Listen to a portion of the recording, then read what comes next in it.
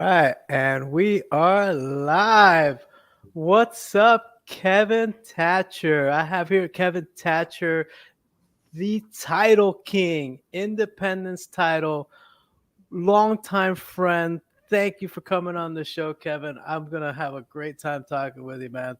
You're How's it welcome. going, bud? It's great. I love getting on camera and talking to people, especially people I've known for, I don't know, probably at least over a decade, and we've done so much business together, and so it's always great to come on and have a nice little chat. Man, Kevin. So I actually always get a lot talking about with you, but you've been in the business for just about as long as I have now. We've gone through different similar paths, right? And you chose the title industry as your primary, and I've chose the real estate brokerage side. But you've been everywhere. You've been on TV. You've been tell us a little bit about your journey here, man. Yeah, so I always like when I'm introducing myself to explain kind of where I came from to start. So I was a firefighter actually, and moved down from New York 20 days before September 11th. And Wow. the reason I start with that is because it gives everyone goosebumps just to realize like how your life could have been so much different. Things could have gone in a totally different direction. And I keep a picture on my phone that shows where my company was, the people that I was firefighters with, where they were on 9/11, 9/12, and it humbles you a little bit to see that.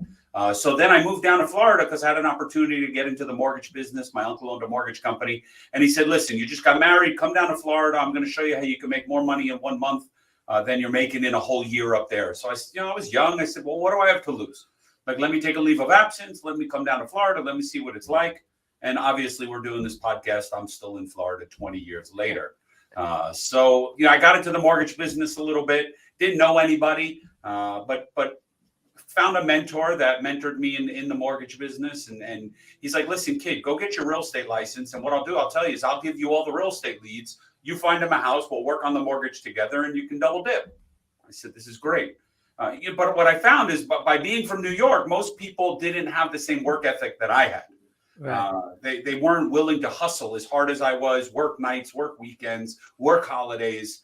And I only knew one way of working, and that was working hard. So eventually I said, you know what, the title people aren't even doing what they're supposed to be doing. So I found an attorney, and I said, let's just open up the title division as well. So we had all three divisions, and eventually added in home and auto insurance. And then my story, fast forward a couple of years later, I had an opportunity to be the in-house title company for a very large real estate brokerage here in South Florida. And I had to give up the rest of it. I had to decide, like, do I want to have my business where I'm doing everything, or would I rather move my title business into a real estate office? So I wound up throwing the rest aside and landed in title, stuck with title, and we've had the company open now 20 years. We just celebrated back in July our 20th anniversary. And I've been doing real estate since 2001 when I moved down to Florida. So I love the business. The business loves me. And, it's built on a few simple principles that, we love sharing with people. And we're still here to tell the story. Yeah, I mean, I did get goosebumps with the whole 9/11. I had just gotten out of the Marine Corps, and had this played out any different way, I would have been over there instead of over here. Man, I mean, the inspiring part is that you identified deficiencies in all of these different industries that you were able to add value in and succeed, right? But you didn't become the everything king. You became the title king, right? And you dug deep into that well, which goes to speak a lot. You hear a lot of these. Everybody's like, "Oh, I got 5 or 6 things. I got these side hustles. I got everything. I'm doing this part time. I'm doing that part time," and nobody really is willing to sacrifice things that are doing well for them so they could do even better in one whole. Yeah, I get calls weekly for people that are like, "Oh, you want to get into the home and auto insurance business because I have the license. You want to get into the real estate business because I have the license." And I do what I do very, very well. And I say I would I'd rather go get one more brokerage that's good for 10 deals a month than go try and drum up a couple of home or auto insurance policies. So that's just the way I'm wired. I like to do what I do. I work very hard in the business, and I like to stick to what I know. And I know title really, really well. Obviously, I've trademarked Title King, but it's not just a trademark. It really is a belief in what we do, that I can sit and talk title with people where most title companies can't have those conversations. We can actually sit and have the conversation about title commitments, about lien searches, about the closing process, what to look for, pitfalls, hidden things, costs. Most people can't do that. Most people can't calculate a closing statement by hand. I can do it. So it just sets ourselves apart from the rest of the competition in what they're doing. And one of my mentors that I spent a lot of money on many years ago said, go meet with your competition and find out what they don't do well and just do it well. So it's not find out what they're doing and duplicate it. It's find out just what they don't do. So it's not like an evil experiment. It's not like I'm coming to you and I'm trying to figure out, what do you do that's working? And then I'm going to try and duplicate it. It's just simply meet with your competition and find out what they're not doing. And maybe there's an avenue in that business that you can do what they don't and win. And that's exactly what we did. That's how we landed the real estate brokerage, and the rest is history. So you definitely put yourself in a great position by identifying when to align yourself with the right people. And I feel like I know, so I don't want to ruin things for you, because I know, you've constantly sought out mentors, and I know that you've put a lot of time into aligning yourself with the right people. You have, these great circles that you run, and, tell me a little bit about that and why you find value in that. Yeah, I mean, and I do it in every aspect of my life. For those that follow me on social media, see I'm involved. I created a men's group now, a group of just men that want to be more successful. And I basically designed every group, whether it's my BNI networking group, whether it's a men's group, whether it's my gym, the people I surround myself with, or my business and my circle of friends. It's all about people. And I'll kind of give you the context of where it comes from. So many years ago, I was it was a place called Big Bite Bagel in Coconut Creek. And I was in there, I was on a holiday, and all of a sudden there was a huge explosion in the kitchen. I mean, massive, like you felt it. The hair stood up on the back of your neck. Everyone ran out the front door. Staff, waiters, waitresses, wow. Everybody. Can't blame them. You can't blame them, but I ran into the kitchen. Again, another goosebump story. I ran straight into the kitchen because I wanted to go save the guy. And those are the people that I surround myself with, the people that will run in when everyone else is running out. And I use that as an example. Obviously, fire, I'm not expecting all of my friends to run into fire, but my friends do run into great danger and take risks and elevate themselves. And when I offer my men's group to people, and I'm like, listen, for $199, it's a 30-day program. You become a better man at the end. What do you have to lose? The ones that are like, nah, it's not really for me. You're not my friend. And it's not like you're not my friend because you're not willing to take it. You're not my friend because you don't want to be better. You don't want to trust my judgment of the credibility I have, where I'm telling you this can change your life. And I do it in all aspects of my business, because my friends and my business associates and my agents and the mortgage brokers know at the end of the day, I have their back. I'm not trying to sell them, some network marketing program. I'm simply trying to sell you an experience to work with me to become better. I met with another agent yesterday. We were talking about, he was a former principal for like 30 years. I said, you need to target children, a children's book, target clients that have children and students and teachers. Yep. That has to be your industry. So I work with these clients, and we just simply create a niche in the business. Like your company is Blue Realty, and they have blue cars all over. Like they've created a brand. Right. And that's the people I work with, because they can see a much bigger vision of what tomorrow is going to look like instead of complaining about yesterday. Yeah. I spoke at UCF, the college here, at the real estate grad class for the people, and everybody's like, oh, I want to do this, I want to do that, and I said the first thing you want to do is make sure that you're getting into better rooms than this. Use this as your baseline, right? Look next to you, right? And I bet you, John if John works at Chipotle and you work at Subway, you guys make about the same amount of money. You guys are in the same class. You guys are at the same level, right? change your room, you're going to change who you associate yourself, the conversations that you're going to have, your different potentials, right? Different connections, right? So it's all about the rooms that you associate yourself with, and who you associate yourself with changes your life. Absolutely. 100% have to Yeah, I agree mean, with you that. have to surround yourself with better people. And I always say, like, I want to surround myself with 5 people that are better than me. Yeah. So, like, I'm a member of a big mastermind networking organization called EO, Entrepreneurs Organization, International Organization. And it's $1 million+ earners in order to even apply and entertain about joining. So people look, I'm like, no, I want to go in here because I want to hang around with $10 million business owners. I want to hang around with $100 million business owners because I want to learn from their mistakes. I want to learn what were their failures? What are the things that I should look out for when I'm trying to build a $2.5 million business or a $5 million business or a $10 million business that I can learn from? And, yes, I could pick up a book and listen, but the problem when you pick up a book or you listen to these podcasts is you don't know if they're actually successful. So when I do it in this environment, I know they're actually successful unless they've made up tax returns. Like, these are vetted people. So, they have a successful business. They have employees. They have a mindset. They're always looking for growth to be better. Those are the people you want to find. 100%, 100%. Now you've also been, on the lookout, not just for yourself, but for other people, right? So, for those who don't know, Kevin's caught several illegitimate transactions in South Florida, all around the state.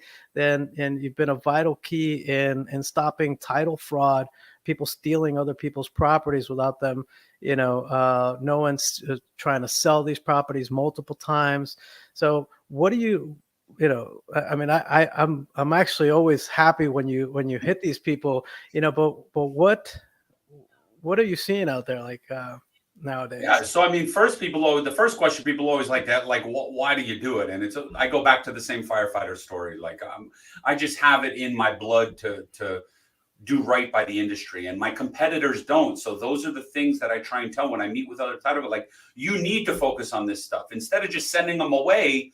Like, you need to keep them and investigate them and take it as far as you can to make sure we stop these people. So we're seeing deed fraud every single day. The number one fraud we're seeing, forget about even deed fraud, is from the financial crimes aspect, which is wire fraud. Wire transfer fraud happens every single day. They try and infiltrate our systems daily. You hear the stories of other title companies where fake wiring instructions, posing to be sellers, mailing seller documents that aren't actually legitimate sellers with fake notaries and things. So we've had to really come up with the investigative processes within our office and then train our staff on what to look for and what to spot. And the reality is the buyers are covered. So this is more a game for us. Like, we enjoy the hunt to find these people and uncover them. And those are the stories. I've put people in prison, and people are still in prison because of me. And, we've uncovered a lot of fraud going on, and we've recovered money for people, which that's what makes it the best part. Like, we've recovered assets of people that their homes were stolen, or assets being the money that was wired out because someone told them to do something that they shouldn't have done, and they've come to us.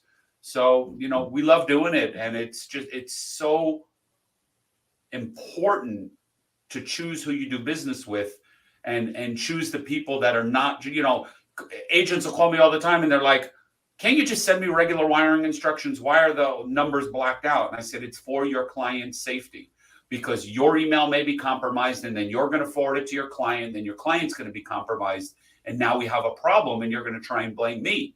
And I'm going to turn it around and blame you because we know our systems aren't compromised. I'm looking at my email right now, and I can see, it'll tell me how many logins, and it'll say two logins. One is my phone, one is my computer. So we track that, and we know who's in our system or worse, trying to get into our system. Yeah, a lot of agents aren't aware, but if you're sending wiring instructions to your client, right, and you have compromised your password, they could intercept that PDF and send them a new PDF with wiring instructions that just change the numbers, who you send it to, and it still says Independence Title or whoever title, and you could get the money into the wrong hands, earnest deposits, funds to close, all of that. And the problem is they're watching. That's what clients don't understand, is they're watching typically the real estate agent or the buyer's email. And they may be watching it for 2 or 3 months until they see the email communication back and forth. They have filters set up to know when there's an email talking about a closing, talking about money, talking about lender proceeds. Right. So they start hearing these, they have filters set up. Cash to close. And now they know when to position themselves in. And you're quick. You're like, oh, I'm going to buy my first home. You run to the bank with those wiring instructions, and your money's gone before you know it. Yeah, please send. So, that's a great point. So, how would we, as an agent, right? I got a new buyer, right? What should I tell my buyer? How should they safely handle their proceeds to close? Well, first thing I tell them is never wire money out from anything unless I verbally tell you. So you call me on this number, save it to your phone. Because what happens is they can spoof you. They can make it look like you, look like your email. They can clone your voice these days. So you have the conversation at the beginning saying, hey, buyer, here's Independence Title. This is our closing agent. They are going to forward you secured wiring instructions. They bank with ABC Bank with an account ending in these 4 numbers. Please never, no matter what anyone asks you to do, you will never change those instructions unless you physically walk into the title company and they tell you, yes, our account was compromised. We changed our account to this. Never rely on email or telephone communication for that. Agents should never be forwarding wiring instructions. It should always come direct from the title company to the consumer. 2 other tips are 2-factor authentication. If agents are not using 2-factor authentication to verify their email when they're logging in, they're making one of the biggest mistakes. That could potentially save your entire closing. So you should always use 2-factor. Same as when you log into your bank, they send you a text message or a verification code. You do the same for your email because that's where you're interacting and engaging in your day-to-day business. And the last one is never rely on the phone number in the email signature. Always third-party verify that number by doing a cross Google search. So if you were to forward email or I send an email Independence Title, always Google Independence Title Fort Lauderdale, look at the phone number. Do they match? Yes.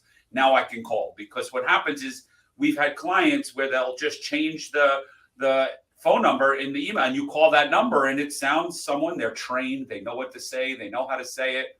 So you have to be very, very careful. Yeah, well, good crooks don't last very long, right? So you got to worry about the good ones, right? The ones that are spoofing them. So they're very good. They're getting very good using artificial intelligence. They know what questions to ask. They know you're buying a home. They know the address, so they sound legitimate. So you just have to be careful before any money is moving. Always double, triple check, and you're going to be safe. Yeah. So, Kevin, with that, I mean, less transactions around the state of Florida. Now, so less wire frauds to be aware of. At least over in a lot of the parts of the state. You're in South Florida. South Florida's still doing pretty good. But my question to you is I have agents that watch my channel. You're in touch with dozens and dozens and maybe hundreds of agents all around the state, right? What are you seeing from them? What are your general thoughts about the market environment right now? So, I mean, I think the state, especially in Florida, is putting in lots of programs to try and get people to make it more affordable. So we have like the Homes for Heroes program, which was now for everyone. Money ran out. They put more money in. And I think we'll see that continue, because I think affordability is our number one issue, right? When you start looking at the charts, where 2 or 3 years ago, someone needed to earn a household income of, let's say, $60,000 to buy your average house. That same house now is $110,000 because expenses have gone up, insurance has gone up, taxes have gone up, and most importantly, interest rates from where they were during the COVID age are now no longer 3-4%. Now they're 7-8%. So, we have to just understand that the market is changing, which means more agents are going out of business, which I think is a good thing. They're going in, the ones that all hopped in because it was so easy to sell a home are now going out. And it's funny because I wrote a book called Rescue Your Business, and I wrote it about the crash of 2006, 2007. I actually got it right there at my bookshelf. Yeah, so I mean that was basically the story of the crash of 2006, 2007, and how those principles of what I told people to do, what I didn't know to do, but I was telling you to do in case the crash comes again. Who knew when I launched that book? I believe it was 2019. Then all of a sudden we were going to have a global pandemic coming the following year. And now it's setting yourself up for that same thing, because we are in a tough era right now with interest rates being high, election season coming up, possible World War III, possibly not. We don't know what's going to go on with that. So we have a lot of uncertainty, but the market is still great, because the one thing people always need besides healthcare, I always said if I wasn't in real estate, I'd jump into healthcare. Besides something in the healthcare industry is they always need a home. So now you just have to figure out, how do I get you in the home? So you may have to work a little bit harder in order to get those deals closed and to bring the clients in. And I tell people that, go find people that are renting and figure out, how do I turn you into a buyer if it's even possible? Maybe now you start helping them rebuild their credit. You start talking about affordability and things they need to save for, and that fills your pipeline. Maybe not next year, maybe the year after, maybe the year after that. But those that focus on relationships, which is our number one key to success across that's actually a chapter in your book, is growing your relationships Yeah. is the key to your business. So that's what agents need to do now. Otherwise, you are going to be finding another job. I've been very blessed from the sense of I'm in-house with one real estate agency, so that feeds us a lot. We've been there 18 years. We have a lot of agents that do business with us, which is great. But also we have the whole investor world, which So I speak at all the real estate investment clubs. I teach wholesaling boot camps. So for us, we've positioned ourselves where if the agents are a little bit slower, the investors are a little bit busier. Right now, being the interest rates are in the 8-9% range from alternative lending, a lot of our hard money loans are now refinancing into those. So last month we did 13 refinances. Wow. So it's not traditional refinances, because clients aren't doing it, for your regular homeowner, but the investors are doing it because they're refinancing these 10, 12, 13% interest rates into 7, 8%. It's all about perspective, right? So I also work with investors, and they're used to paying the rates. But what they do that your average homeowner doesn't do is that they know what they're getting into and their exit plan from the start. Right. So they know what they're purchasing. They know the asset that they're purchasing. They know the value add that they're going to give it, and they know where they're going to exit. So the money is just a factor in it. Right. So we focus on both of those, and so we see it on both ends of the markets. And I will say agents are being put out of business left and right. Investors are thriving right now. They're doing a lot of assumption of mortgage closings, seller financing closings. So they're doing a lot of unique type scenarios that we weren't doing, years ago, because now if I can take over a seller's mortgage at 3, 4, 5%, it's cheaper than that 8 or 9% mortgage that I'm going to get. So they're getting a little bit more creative. There's still equity, values are still holding. We just need to see a little softening of the interest rates a little bit, which I think we will see. And then we're back in business. But those that position themselves now are ready to launch their success coming into 2024, because my belief is that in an election year, neither side, whether you like the Democrats or you like the Republicans, whether it's Trump, Biden, Newsom, DeSantis, it doesn't matter. None of these people are going to allow the economy to crash.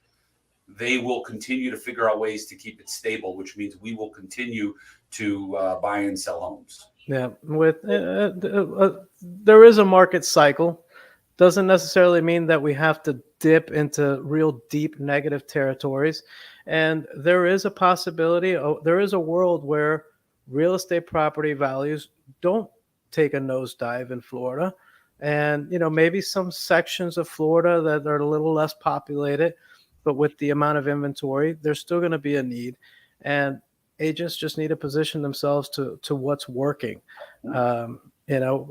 Essentially, if you're a buyer's agent, you want to shop for, investors, plenty of deals on market to be had for investors as well. Find yourself a niche in that. But you've been, like you mentioned, belly to belly, right? Getting belly to belly, building those relationships That's definitely the key, especially in a changing market, right? We've all been there. Well, we've been there, and what really got us through is our relationships. You built a great relationship with your brokerage, your sister brokerage there, and you get through by as a team, as a collective. Yeah, it helps you survive the market. And, if the agents are so used to not having to fill that pipeline, right? Because Right. deals are just walking in the door. If you had a pulse, wear a funny t-shirt and, people are talking to you and getting your business card and, they'll work with you. But now more than ever, you got to get belly to belly and you got to dig into the trenches and figure out how do we build these relationships to where the endless stream of referrals are now walking in your door and you're setting yourself up. And by that, it's also goal setting. We talk about in one of our books about goal setting and setting up to where you have short-term, medium, and long-term goals to know where do I need to be and how many deals do I need to bring in the pipeline. We go through statistics a lot here at the title company, and the staff looks at it like, how many deals do we have in the pipeline? How many new deals are we bringing in? They can pretty much predict how many closings we're going to have at the beginning of the month, knowing it. And it's not just like, oh, we have 40 files in process, we're going to close 40. Right. It's, oh, we have 123 files and we know X amount don't close and we know some fall out. Like, we know these numbers. So as an agent, the agents watching need to know, like, how many people do I need to rub belly to belly with in order to fill into my pipeline, because not all those are going to turn into clients. So I need to bring in 10 clients that turn into 5 listing appointments that turns into 2 listings that may become 1 closing. Right. Now that tells you just need to double your effort in order to get 2 closings, triple, 3 closings. And that's what I teach people. Yeah. That is a great foundation of business, Kevin. And I would like to see, what would you like to leave the audience members with? What's working? One piece of advice that you like to know going into this new market from what you're seeing. I mean, listen, I normally I'm not like, I don't promote myself. But if agents message me or email into our office, I'll be happy to send you a copy of my book. You'll get it. It'll take a little bit longer than if you buy it on Amazon, but 100% of our book sale proceeds go to charity anyway. So if you hop on Amazon and you buy my book, Rescue Your Business is probably the best one. That is what I would truly wish every reader would go get the book, because if you read it, you're going to understand about my failures. And that is the most important thing. You want to learn from someone's failures. You want to learn about where I talk about how I was $750,000 in debt, losing everything, and how I turned that around to truly build a 7-figure business. That's pretty impressive when you think about it. Turning a company facing and it wasn't just company, it was me personally. I was getting divorced. I lost my car. I had no employees. Like, I was writing cash advances on my credit card for my 1 employee that I had just to survive. These are the skills that you need to learn today, because the challenging market is not here. So if you're saying, like, right now, like, I'm finding it a little bit challenging market is not here. The challenging market is coming. And you set yourself up now. You may have 3 months. You may have 6 months. I had no months when it happened to me. It was literally overnight. We went from 30 deals to 3 deals. And I was like, whoa, what happened? I went from making 30, 40 grand a month to making nothing and losing money every month. So, we have to look at that and say, these are the core value principles that we need to implement in our business. And I wrote it not from a title company perspective, but I repurposed my challenges into the real estate industry. So real estate agents and mortgage brokers, which are my key markets, can read that book and learn strategies to recession-proof your business. And then I have other books. I've authored 11 now. There's tons of books on there. They're all valuable, all the way down to the one I wrote about being a superhero dad. There's tips and tricks and strategies in every single one of them just to make you a better person. And we do that from the sense of, like, if I can provide value to you, you're going to want to do business with me.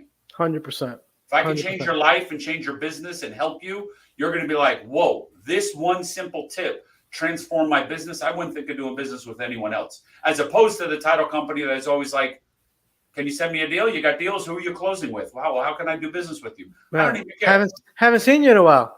Yeah, do business with me after I've added value to you. You'll never hear that from another title company. And I genuinely believe it. I believe that if I can help elevate your business, you won't want to go anywhere else.